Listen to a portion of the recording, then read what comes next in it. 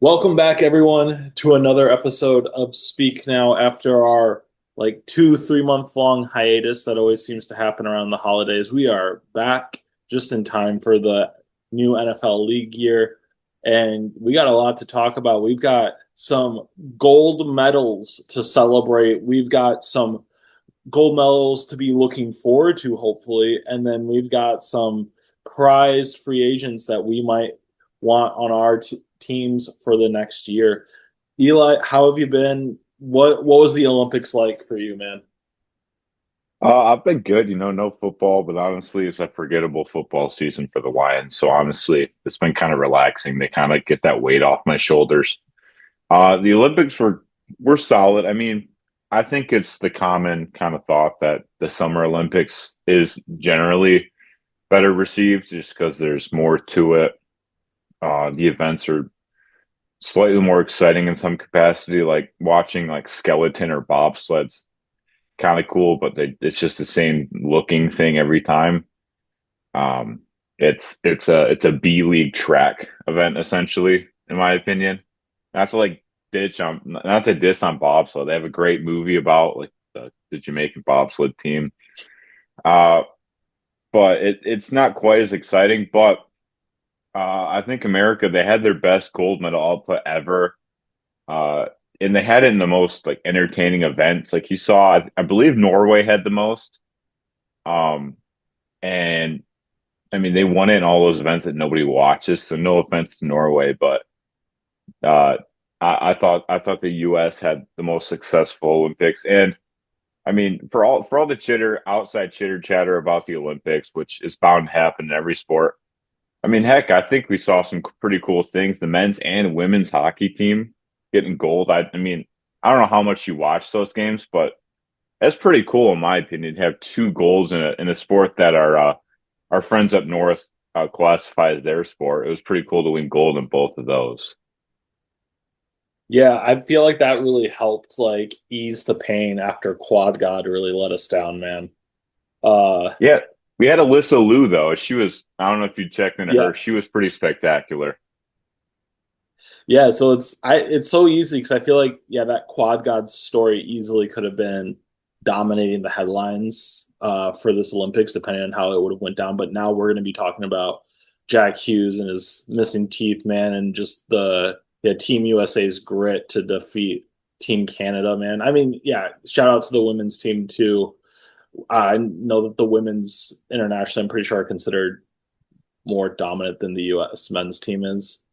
Yeah, Um, more often than not. I think they yeah. over the course of when the US men's team won the miracle, the women's team's more touted and they more consistently are winning, which I think was part of the reason why it might have been less than his story is how Miracle, like that was the last time the U.S. won gold. And it could play into a part. I don't know if there's the same amount of women's teams where, um, unfortunately, sometimes it's the case where like some countries generally just have a men's team. I don't know if it's just the amount of players they have. I don't know the qualification process that goes through the Olympics. That's not generally super televised to my knowledge. Yeah, not to take anything away from the women's team, but like if the US men's soccer team makes noise here in the World Cup, like that's going to be a huge story. Like the women's soccer national soccer team is like routinely dominating, routinely good. So it's like that is awesome and like we love that. It's just the story is, oh, here's this team that isn't normally uh up to that caliber, overcoming all odds, the adversity. It's the underdog story, right? We all love it. We also love the dominant stories. We love like the Patriots dynasty for a while, and then you grow to hate that, and then but yeah, the underdog story is Miracle on Ice is literally like etched in the minds of even if you're not a hockey fan, you probably have some inkling of what that is. And having been to Lake Placid, both of us, and getting to see the where that miracle took place a couple summers ago is just it's awesome. Good full circle moment. It's awesome for Team USA to have that. Well, yeah, it's a good point on like the soccer teams because honestly, the biggest headline for the women's team over the course of their 20-year dominance, which it spans even more than that, but it's when they lost in the quarterfinals. I forget, I believe it was the quarterfinals. Uh, I believe it was Sweden, but they lost it super unexpected. Like they're the favorites going into every World Cup over the last three. In their last World Cup, the biggest headline was that they lost. Like I think that's like the standard, and it's kind of how the U.S. women's team it would have been probably more of a headline if they didn't win gold because the team that they played in Canada they played a bad gold. The gold medal game was just more competitive, probably because of what was at stake. But like, got to remember the women's hockey team. They waxed Canada 5-0 in the qualifiers. Like they were, I think they were over minus 1,000 favorites. Like both the women's hockey and soccer teams are just utter dominance. So it's also the men's team. I think it's just a sense of like I don't know the Canadian hockey team. Like you look at those rosters, uh, and the full NHL rosters. I just think it was one of the more exciting games you could potentially have just with the names of still having Sidney Crosby. Well, he didn't play, but like having Sidney Crosby still on that Canadian team, it was like the U.S. is going to have to climb a massive hurdle to even win that. And credit to them, they did. Yeah, exactly. I mean, it's like it's similar to when the US on like the flip side, if you want to compare it to like a men's sports incidents, like when that like early 2000s was it like '04, like men's basketball team went bronze when they should have went gold. Where it's like nowadays, like the international for basketball, the international talent is just more up to par where it can be more competitive. Like the US men's team is still very good and still very dominant. But you're starting to see the rest of the world catch up in that sport. And honestly, this is kind of like it for Canada and like is like really one of those teams that's more historically dominant in hockey. Has more of like that history. So yeah, it means a lot. Yeah, yeah. I mean, and now we can look forward to those Summer Olympics coming up too. And you mentioned like the basketball of the track. I mean, the track is, in my opinion, I love watching track, which could be a bold take. We even have flag football coming up in those 2028 Olympics. So, Yeah. and hopefully it doesn't have the same effect where like all the outside noise of the men's team winning the gold medal. Like it kind of sucks that with the Winter Olympics, we won't get into it, but like it felt really politicized, which was kind of unfortunate where it's like we're picking what athlete to support if they win gold. It's like nah, it's an American just won gold. I don't understand why we had to celebrate certain people. So hopefully that's something that's not like a consistent thing in the Olympics now because I feel like all the Americans going in, we should be hyped if any single person gets gold. I think, and especially in the Summer Olympics, there's going to be a ton of Americans that win gold. I hope we don't keep picking and choosing. That'll be a short ramp. I don't think we should keep picking and choosing who we like to win the gold medal or not, especially if they're all American. Oh, for sure. I can't think of anything more un-American than not supporting a fellow American winning gold. The amount of hours, work, and preparation that goes into becoming an Olympic athlete and then to be the best in the world at what you do is just incredible. Like that is the epitome of like American work ethic and grit and determination and overcoming adversity. And I think also too, it's like sports and the Olympics have been such a unifier over the years that to make it a polarized thing where we're just gonna like not want to celebrate certain athletes, like that's stupid to me. Like when we can go back decades and decades ago, where you have Jesse Owens in the Berlin Olympics, uh, an African American man winning gold in front of Adolf Hitler on the world stage. Like that sends a statement. Like why would you not celebrate that? Like that is like it is something that transcends cultures, transcends time. Um, yeah, and like, but yeah, going to the flag football thing, like that's going to be super exciting. Hopefully, we get like the NFL athletes in. It's going to require, hopefully, yeah, hopefully we get like the participation that is needed to ensure gold. Speaking of participation and ensuring gold, we got to talk about the World Baseball Classic. Um, Team USA, the most stacked that it's ever looked. You have Tarek Skubal. controversially only pitching in one game. You have Paul Yeah. Skeens pitching in 2 games. Big storyline there. Is that distracting from Team USA, Eli? Um, I'm a little taken aback on how like you say you're gonna participate in the World Baseball Classic, and you're talking about how awesome it is to represent America, but then right before it, you're like, oh yeah, I'm pitching in one game against I believe it's Great Britain. Yeah. Like, and he's like, I hope I can come back for the final. I don't really get it. I don't get it. I'm glad that Paul Skeens and Logan Webb are supposedly pitching in 2 games. I'm glad about that because the U.S. prior, it was like their biggest weakness was probably their pitching on the World Baseball Classic's most recent rosters. But like, I don't want to say it hinders it because America's still at least within the favorites, but it's like I don't know why they're exactly doing it. Like, of course, Tariq Skubal is gonna play a fantastic game against Great Britain. I mean, to my knowledge, like their only notable like superstar hitter, I believe Jazz Chisholm was Yeah. representing them, which is my favorite thing about the World Baseball Classic is seeing just random guys on these random teams. Like Italy sneakily has an okay team along with Canada. Like you watch baseball, you're like, who's Italian on the like who the heck's Italian? You're like, oh wait, Aaron Nola's Italian. Sure. I mean, so I think that's the cool part about the World Baseball Classic. But in the end, it's like it's the Dominican Republic, it's Japan, and it's the U.S. that should be 3 of the last 4 teams. I mean, to be honest, I think I would even lead towards the Dominican being the favorites. After like looking at their team, I don't know if the U.S. has half their pitching staff not available near the end of it. I don't know. I'm not sure the U.S. are the favorites anymore. Yeah, yeah, it's hard to say. I mean, there are teams that are going to be sneaky too. Like you have Mexico. Mexico should make some noise. You have South Korea, which could easily make some noise. Actually, one of the teams that I'm looking at that I think could be a huge upset in their bracket is Australia. I think Australia is really building a sneaky good team. I think that they're really starting to develop some baseball talent that maybe not in this World Baseball Classic, but in like the next coming ones could actually start to become a force, which I think is awesome for the sport, man.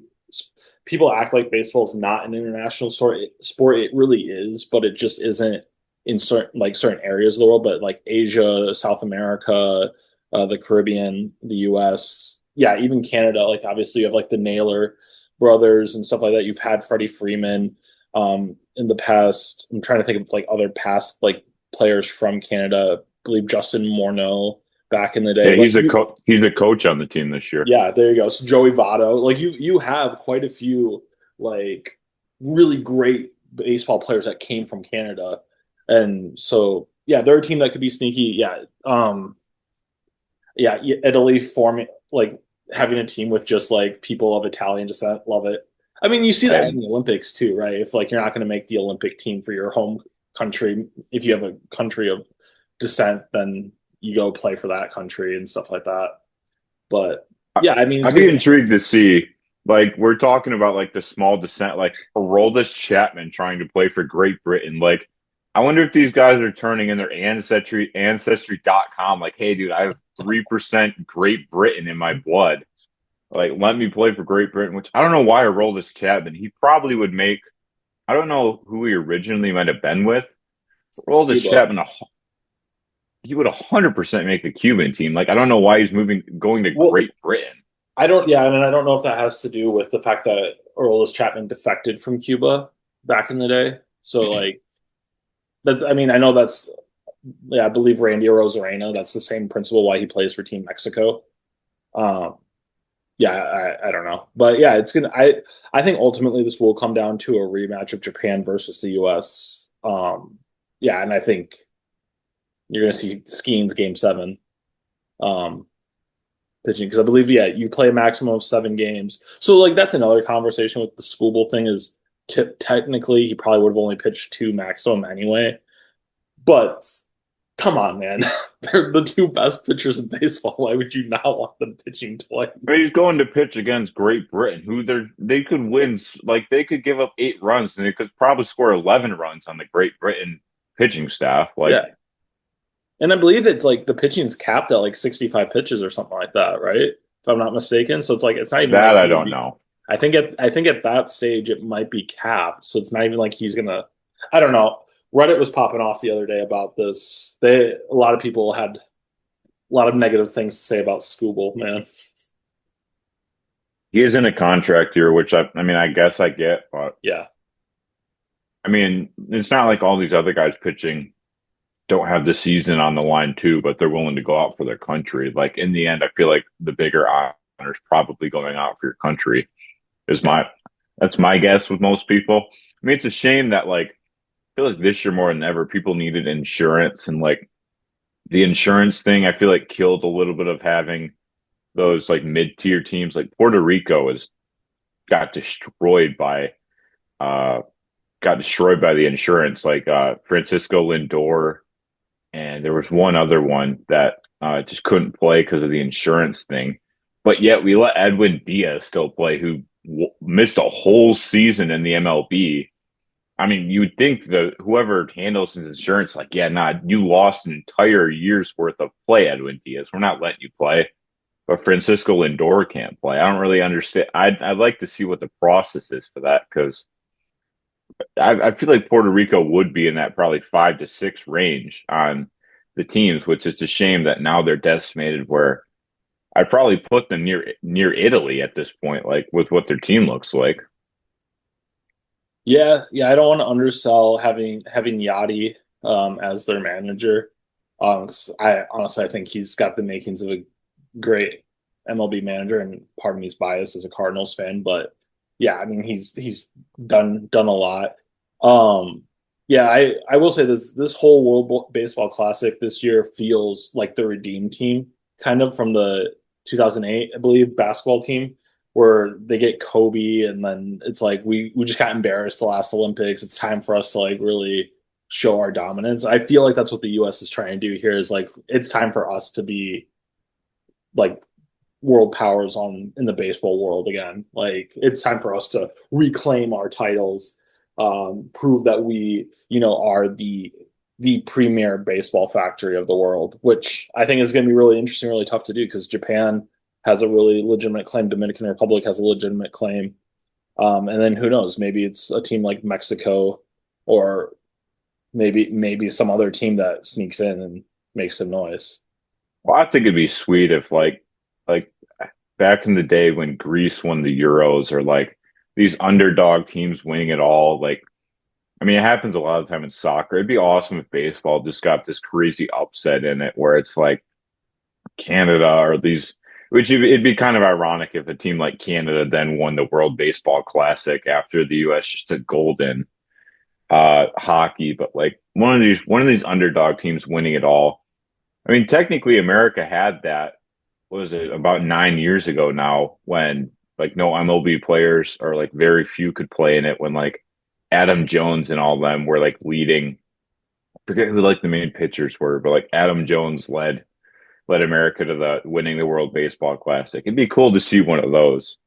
Uh, but I feel like it's also hard to see it happening. I don't know, like who's going to be able to hit off Yamamoto on Italy or Israel squad that who are big underdogs. Yeah, I mean, the one thing is like you could see like a team like Colombia with Jose Quintana. Like all it takes is for that dude to throw a perfect game or something, like just to be like absolutely like possessed for a game. Like and like these are with some of these teams that have like older veteran MLB players, if they can just like reach in the fountain of youth for like one or two, like one game, 2 games, whatever, like you could see something like that happen. It's not like completely impossible. It's just not probable. Yeah, I mean, in the end, like I'm not going to be rooting. The underdog sure be cool to see, but let's be real. We want America to We win. want America to win. Like, if It we means a want lot. If America America, doesn't win this year, it's gonna be really embarrassing. yeah. I If mean, or at least runner up. If we don't make it back to the finals, with all the hype that this team has been getting, I think that's a little. Yeah, I agree that it's the most hype going in. I don't know if I'd be disappointed to the extent that like, dang, we should have won that because you look at like their two competitors, it's like their teams stack up. Like I think where the US has the advantage this year is the fact that our pitching is finally up to par, which in the end we won't have some of them for the elimination game, so it might not be, but like it I feel like I don't know who the current favorite is right now, but I know the US might be, but like I have a hard time not picking Japan, even rooting for the US at the same time. Yeah, Because as long as even you have though Shohei, Otani's not even pitching, like they're still a really stacked team. Like Otani, I believe, is not pitching in the World Baseball Classic. he made a joke that if Trout joins the US team, then he might have to pitch again. So I That's would assume that means he isn't. But yeah. but it United should States be is the it's betting favorite right now, so we are the betting favorite.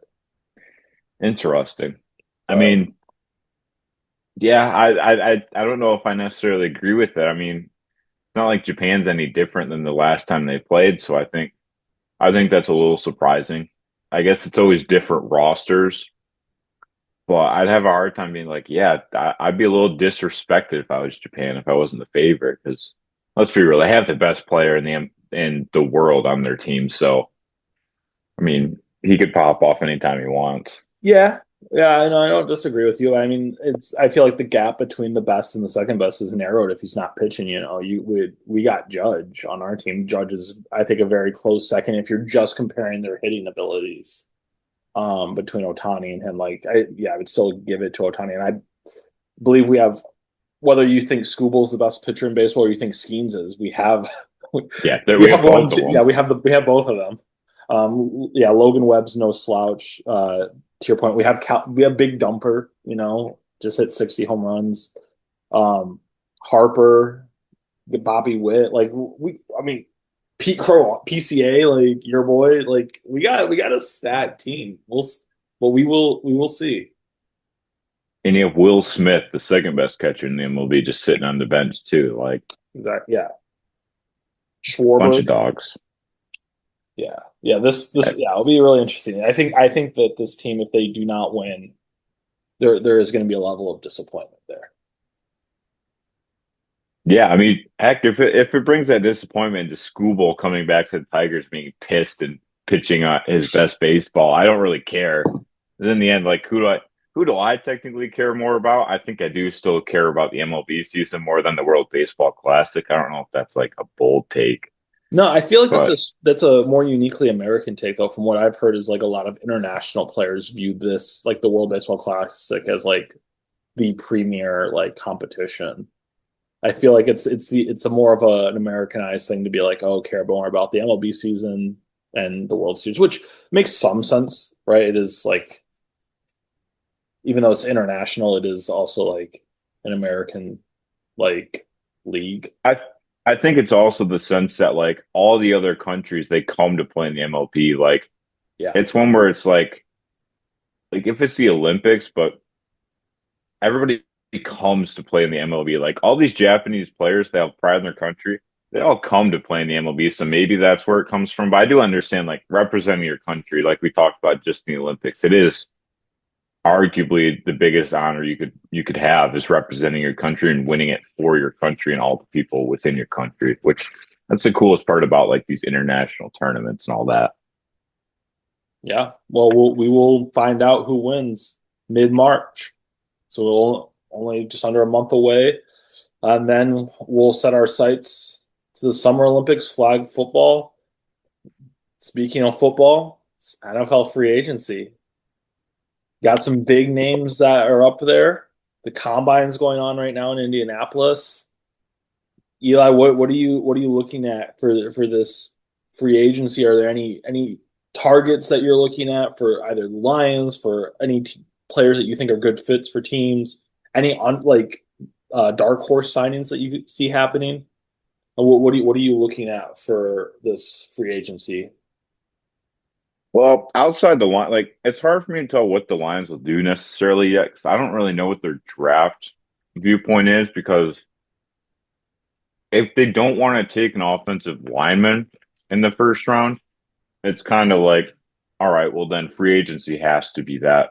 Now that Taylor Decker's back, it does alleviate some of my concerns short term. Obviously, long term he's not here. It's probably his last year's my guess. You don't announce you're returning if you weren't thinking about retiring, which he announced at the end of the year.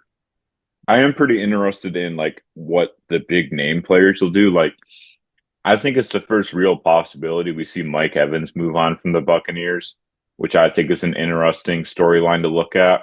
Where he would go is kind of my question. Like where would he fit? And just thinking about it, honestly, I don't know. Like a team like the Chiefs always seems like they need a playmaker, just because they keep swinging and missing on these guys. And with Rashee Rice having a new issue every year, that I mean maybe they'll look for some security short term. Uh, I'm interested to see what the running back. I feel like this running back market. I don't know if you've seen just the running back market. I think it's fantastic. I think there's probably four starters out there this year. So if you need running backs, I think it's a class because, to my knowledge, I think Brees Hall is getting franchise tagged, which is a bit surprising. It sounds like the Jets want to keep him. I bet that's a saga here soon. I guarantee you, Brees Hall doesn't want to stay on the Jets. But like Kenneth Walker, Travis Etienne, Rico Dowdle, J.K. Dobbins, Tyler Algier, and Kenneth Gainwell, those are probably like the top guys. In my opinion, I think that's the most interesting market. Just because I feel like there's a lot of top level talent there.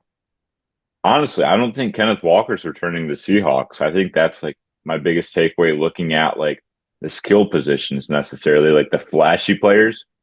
I don't see how the Seahawks keep all these guys. Yeah, I think it's going to be really hard for them to retain. Yeah, the running back market is going to be, and I think people you're going to see in this free agent running back market. At least my thought is you're going to see teams perhaps overpay a little bit to go get a guy because this draft cycle doesn't have the greatest prospects outside of Jeremiah Love, right? And that he's going to go top 10, maybe even top 5.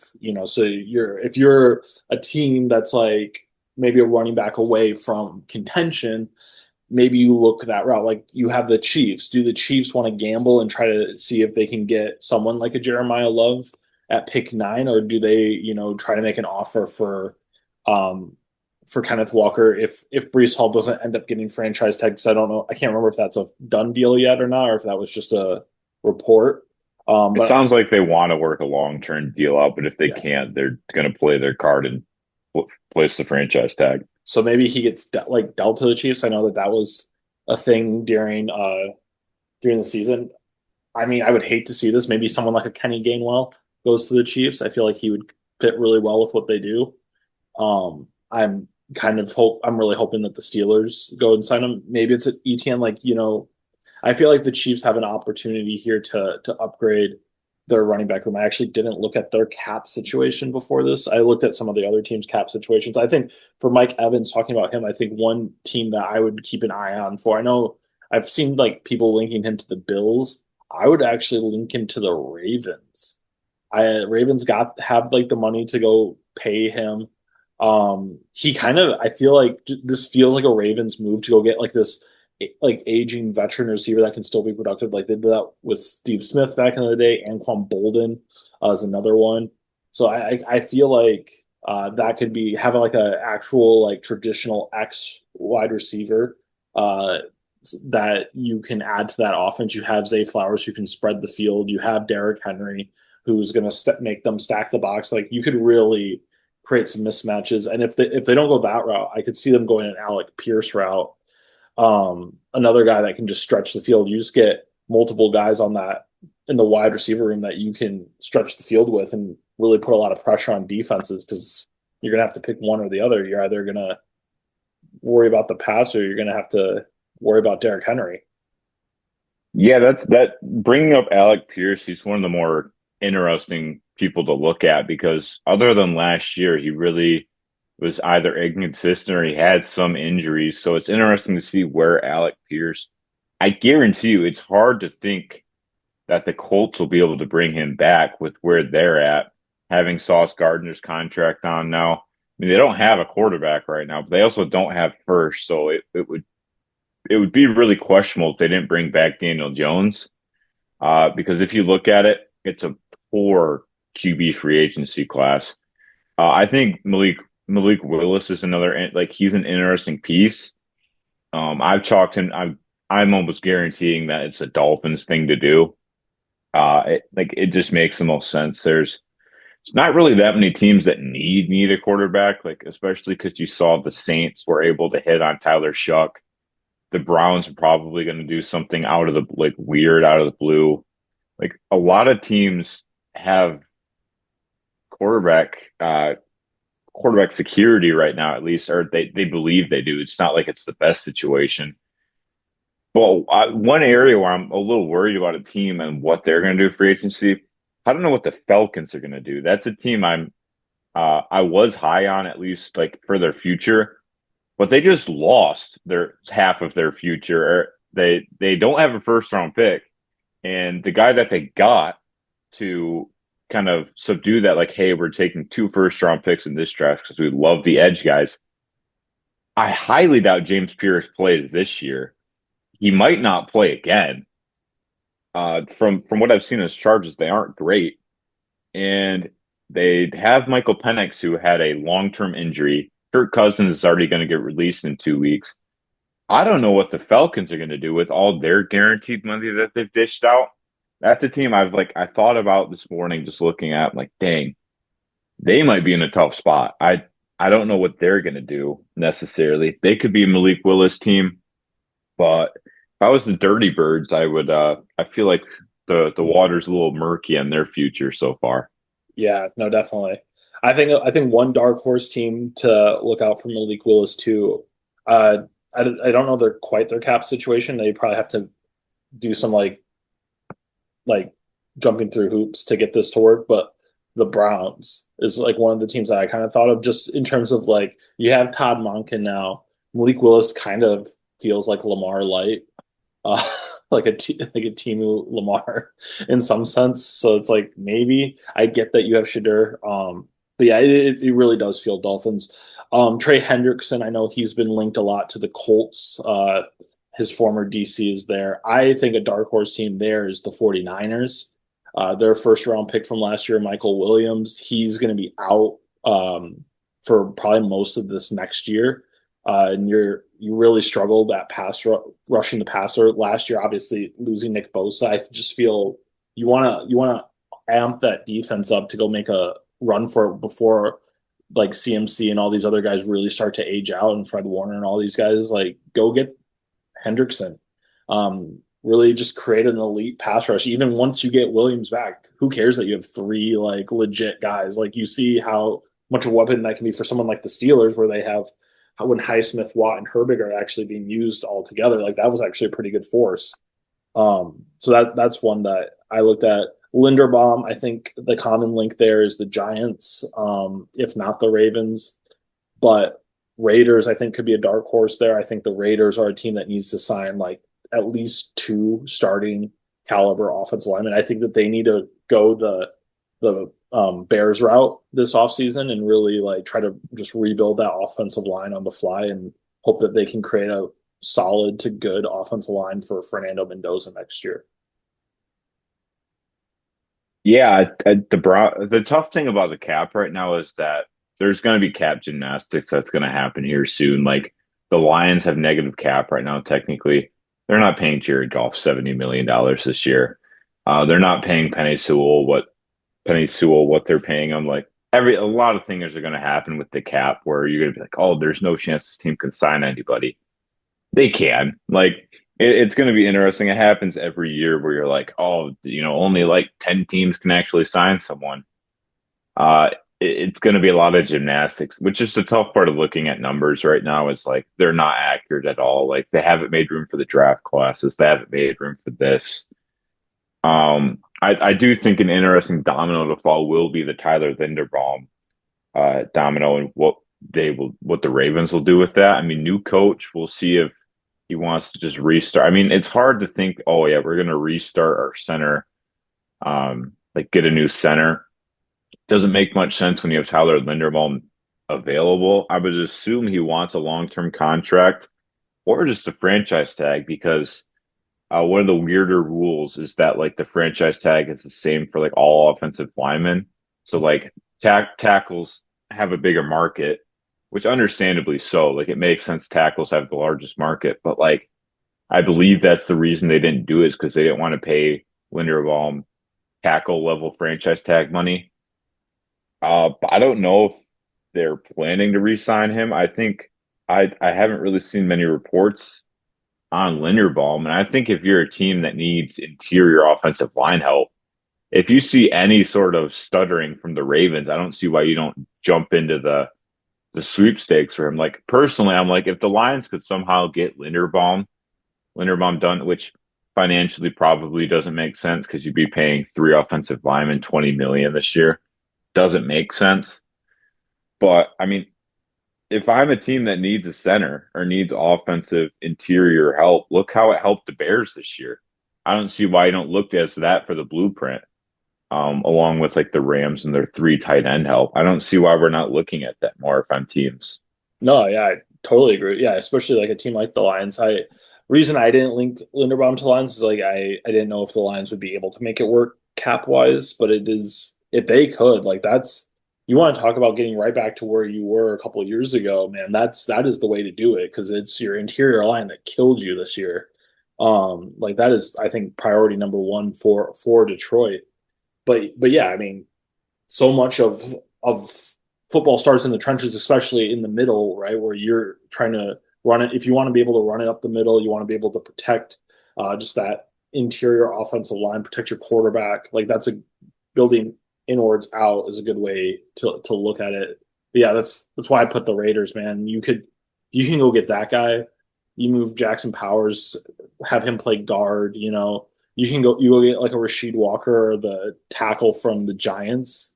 You have the second most available cap space behind the Titans right now, I believe.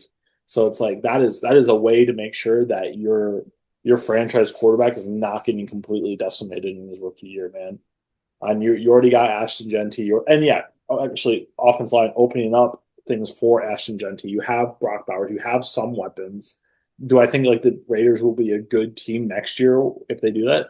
No. Do I think that they'll probably actually be moderately competitive? Yeah, and like I still think they finish with a losing record. Still probably a year away, but you start making a lot closer in a division that is arguably arguably the most competitive division in football. One of the more so. Yeah, the Raiders are an interesting team who I think they got a decent coach too in Kubiak, so I think they could be a team on the rise. I don't want to say it's better for the NFL and the Raiders are good, but I think the Raiders are kind of an exciting team, especially being in Vegas now. They were in Oakland too. It's just kind of a fun fan base to have a decent team. It also helps that I can't say the other teams in that division are exactly super likable.